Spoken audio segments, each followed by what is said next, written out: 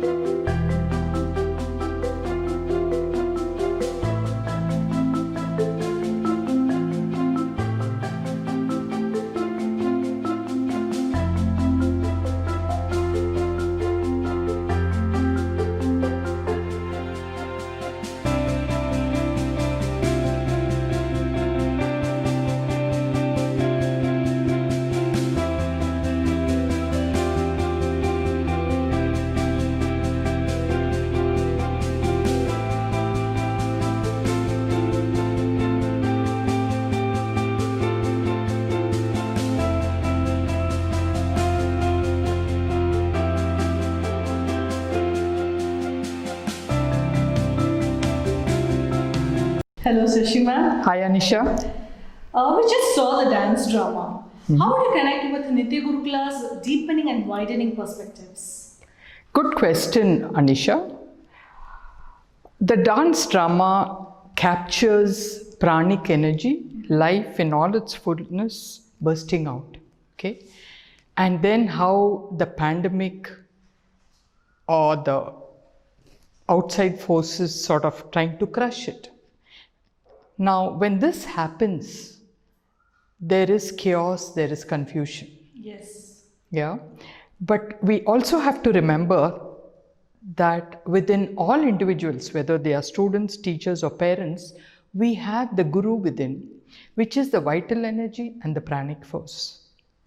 So, by tapping that, by encouraging that, we can enhance, deepen, and widen our perspectives. And as a result, we have seen and continue to see holistic empowerment. Beautiful, ma'am. In this pandemic, it has created immense of stress in students, parents, and even in teachers. How would you view about it?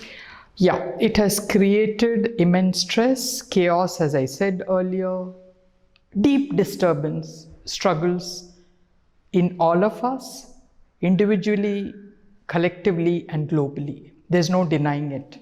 It's something the world has not seen, right? In this situation, we are shaken holistically. So here I'm going to use the holistic model we use in Nitya Gurukula to explain that we are affected in the 6 dimensions that go to make a human being. You and I and every human being is made up of 6 dimensions.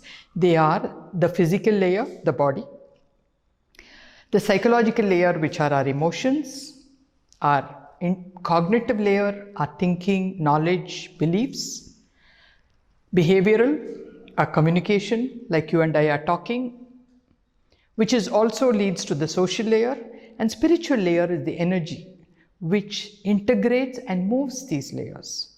And when it combines with the universal energy, we call it Prana Shakti. Beautiful. Yeah.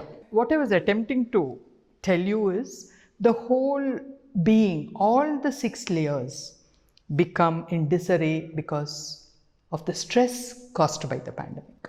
Yeah. So what kind of mindset will help us here? It's a very big question you're asking. And I'm going to take a few examples to answer it.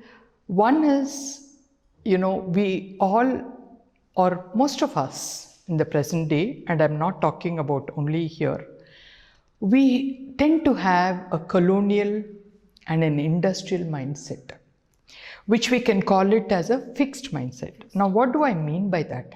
There is an attempt to domination, authority, power. There is an attempt to get things done, which is the industrial mindset. So what we really require, I believe, is an growth mindset, which we in TA call the agricultural mindset. Beautiful. Mm-hmm.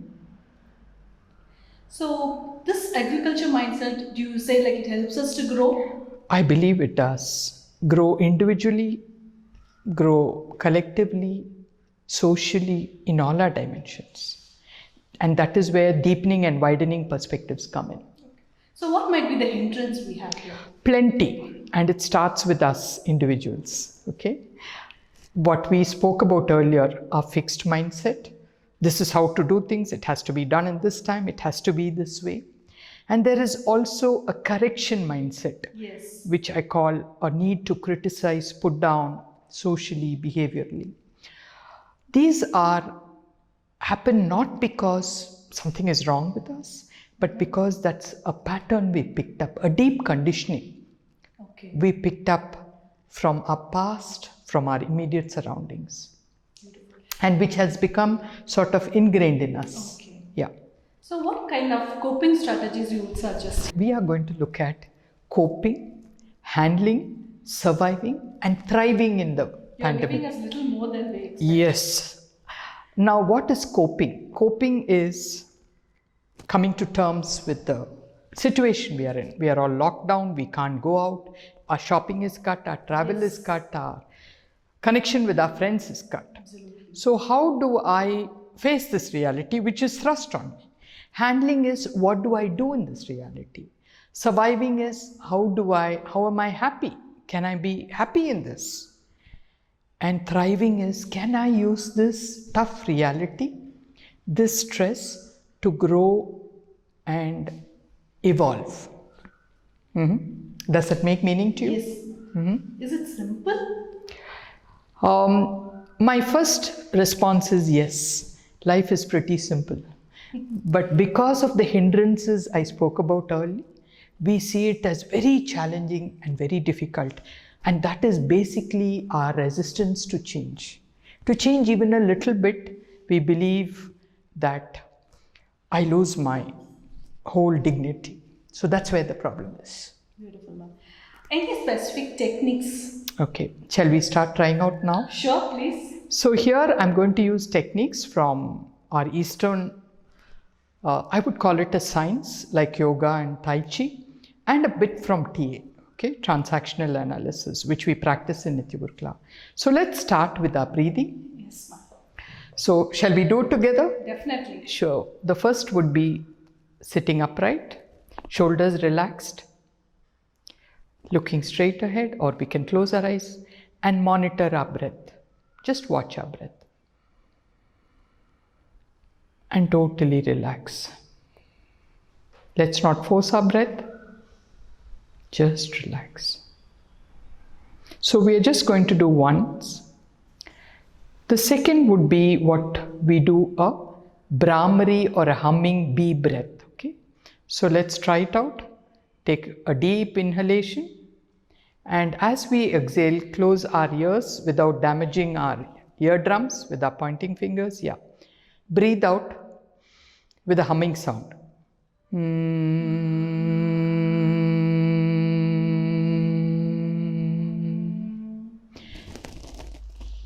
How do you feel? There's a beautiful silence in me. Yeah, we become silent and our stress levels go down. The next thing is from Tai Chi, which we call open and close. Okay, so shall we do that? Yes. Where we balance out the extremities and the polarities in us. So here we widen, palms facing each other, fingers pointing up. We widen a bit and we bring it together. Widen and together. Now can we combine it with our breathing? Yes. Breathe in and breathe out. Okay, so what do you feel? I say that this is simple. Yeah, it is simple. Good. Now, finally, I'm just giving you a sample. Finally, we are going to tensing, relaxing. This is a combination of Tai Chi and yoga.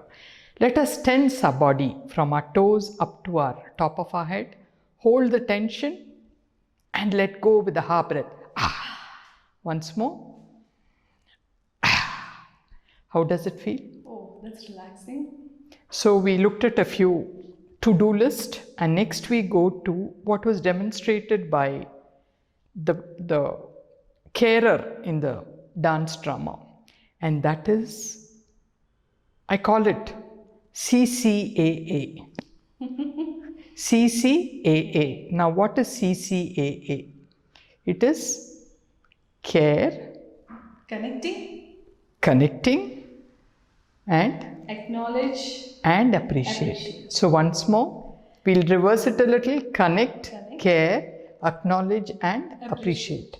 So if you see in the dance drama, first there was a connection established. We connect through sensations, through emotions, by seeing each other, by listening to each other, by hearing each other, we connect. And we connect with our bodies also, right? And care is through acknowledgement. How do you acknowledge? I'm there for you. I'm there with you and we are together in this situation. And appreciation? I would say, wow, excellent, you fixed it. And one more thing I'd like to say here is the colonial industrial mindsets force us to find faults. We pick holes, little things we find. Can we learn to appreciate, like you said? Can we learn to celebrate small successes? Beautiful. Can we forgive? And when we do all this and have compassion, we experience real joy. And with joy, with compassion, neuroscience proves that we can deepen and widen our perspectives. So how does it sound? Excellent. So happy connecting with you, Sashiman. Thank you. It's been a pleasure. Thank you.